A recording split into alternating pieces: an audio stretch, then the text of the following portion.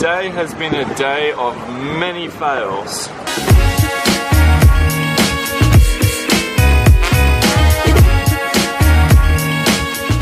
Alrighty, so guys, we are coming at you from late in the afternoon. It is a late day vlog. Today has been extremely busy. It's one of our planning days where we've got to look for our next move, next accommodation, and obviously we've been doing a lot of research into sort of our dilemma. Also, we've been trying to vlog all day, and today is one of the windiest days I have ever experienced, and we'll just roll the tape.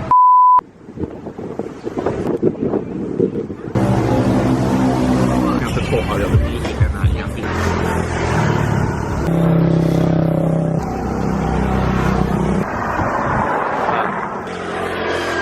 just talk like, yeah. There was nowhere to vlog. The only places we could go were into cafes, but because it's so windy at the moment, everyone's packed in there and it's just as loud as outside. So we're on the rooftop of the Iced Coffee Cafe here in the Nha Trang City Central. There's probably still a bit of wind noise, but it's the only place where there's no one, so we've got the compromise here. Okay, so before we get to our dilemma, we did want to chat about Nha Trang and give our final opinion. Now that we've been here for a week, we feel quite comfortable in giving our opinion, as we have experienced the outside of Nha Trang, the inside of Nha Trang, and been all around it. Nha Trang is extremely westernized. It doesn't feel like Vietnam when you come in. It's not the kind of place that you would go if you're expecting to have a really authentic cultural Vietnamese experience, and you shouldn't expect that from here either. Yeah, Nha Trang, what it does do is it caters to the westernized tourism really well. Nha Trang is known as a huge tourist hotspot for Russians to come. And just for some fun facts for you, because we did do a bit of research, there are over 200,000 Russians that visit Nha Trang every year, and there are 700 direct flights from Russia to Nha Trang. And in saying that, with the tourism, guys, Nha Trang is fantastic. So many activities and options for you to do. You have things from the beach to motorbike riding, to going to Vin Pearl Island and going to the amusement park there, to the mud baths, to scuba diving, snorkeling, boat rides, like the list goes on. Now, as backpackers, we're obviously trying to extend our trip as long as we possibly can on limited funds, but what we found was that it limited our activities. One of the main activities is, Vin Pearl Island. There's a huge cable car that's 3 kilometers long to go over there. 2 tickets for both of us of $880,000 each, which comes close to, you're going to be just shy of 100 Australian dollars. So for us, that's over a week's accommodation. As a backpacker, that's not an ideal expense. It's not an expense that we could justify. Now, yes, I know compared to home, it's not that expensive, but in Vietnam standards, guys, it is extremely expensive. So the last point we wanted to chat about is the culture. Now, we've said that a million times, but I think we just want to elaborate quickly on what we mean by culture. As we've traveled through Vietnam, we've experienced the most amazing vibe, friendliness, warmth, love. When we came to Nha Trang, immediately we did notice a difference. The vibe here is more just like a business transaction. There's no sort of really heartwarming, traditional, cultural Vietnam that you would expect to feel everywhere else you go. In summary, this wind is In summary, Nha Trang is a seriously beautiful place, very accommodating to tourists, great for families, so highly recommend that for a family looking for a vacation. For backpackers, not so ideal. By all means, come here, stay for a little while, but long term, not great for backpackers. If you're on a budget, we'll leave a link to our homestay that we're staying in, which is very cheap and close to the beach. So guys, our dilemma, finally we give you the answer. We will be cutting across to Thailand. We are not getting a bike. But first, let's rewind a few weeks.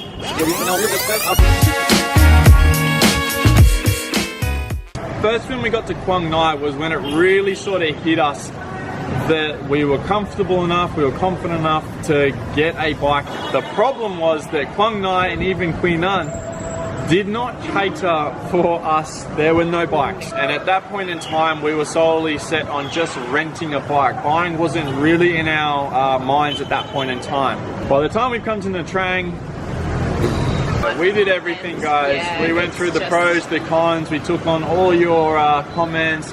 that influenced our decision as well. Thank you for that. But at just this point in time, it's just not feasible for us. That doesn't mean that we will not do it. We will come back to Vietnam in the near future, and we will be getting a bike and riding back up the other way and getting to experience Vietnam via bike, which will be really cool. So it's not off the table, it's just being postponed to a later date.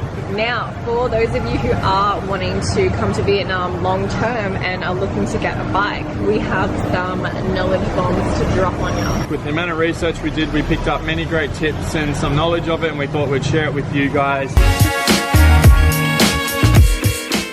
Two options for a bike, renting or buying. Now, with the research that we've done, we did find that the most cost-effective way is buying. Yes, it involves more work, but here's why. To buy a bike and to rent a bike is going to cost you essentially the same amount of money. That's gauging it from a month's worth of rental.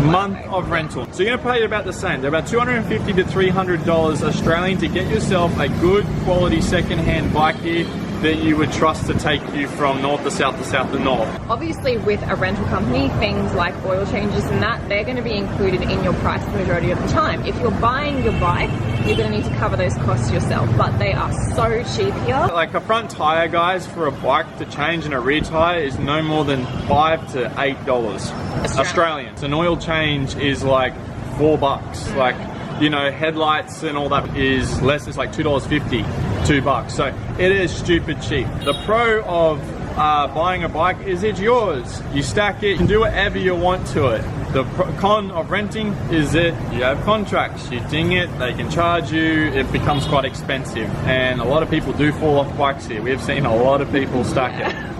The con of owning a bike is, yes, you do need to get rid of it at the end, but the pro is, guys, that is where the kickback comes from. You can resell the bike. If you buy the bike for $250, $300, there's a really good chance you can sell it for roughly $150, $200, depending on the condition that you bring it to the end of your trip. The pro with renting the bike obviously is, yes, you just give it straight back to the company, no hassle, no worries unless you've damaged it on the way. The con is, guys, you don't get any money back, so it will cost you $250 to $300 to rent the bike, and that's it.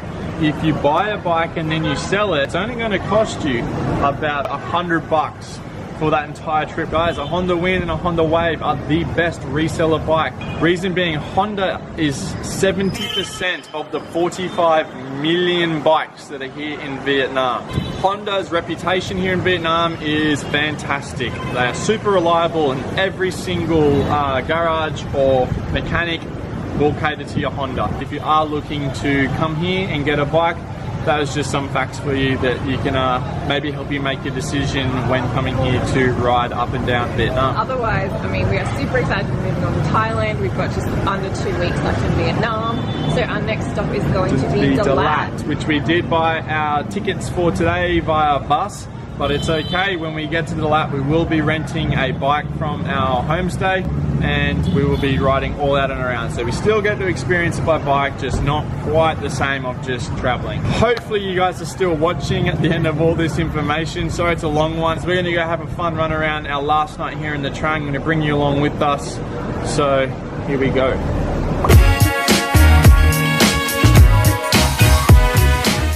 Update. Most of the city is now without power. To make shopping a bit awkward.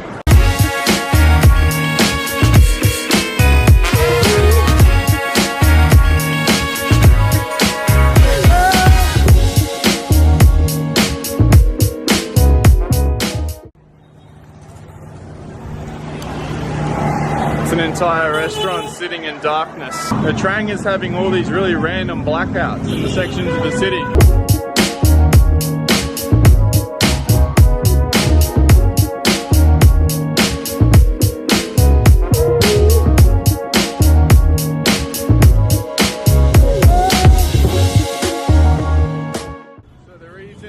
Went there tonight is, one, because it's Easter for us at home, so a little treat for us there, and two, guys, that's really cheap. That only 2 muffins and a cake cost us like $2, so really good, guys. The ABC Bakery.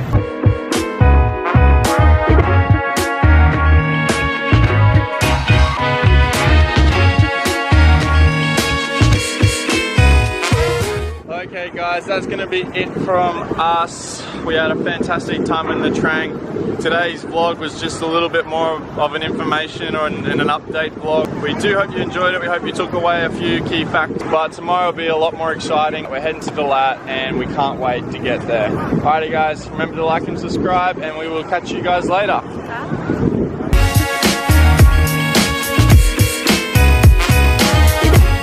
Okay, so first of all, redo that. I was giving you the finger.